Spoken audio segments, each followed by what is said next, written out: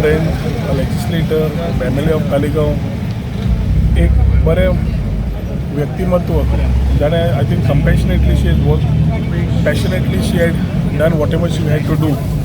And I had a very close relation with her as a friend who we could talk to each other on many issues pertaining to politics or otherwise.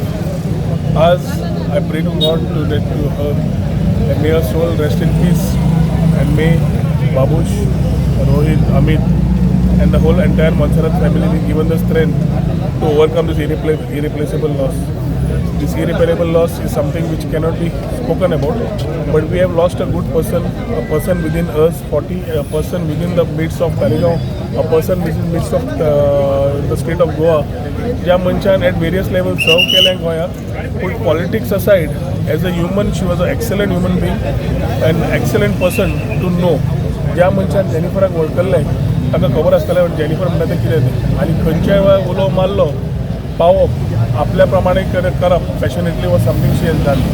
We will really miss her within the midst of all of us. At the same time I would pray to God that may her soul rest in piece.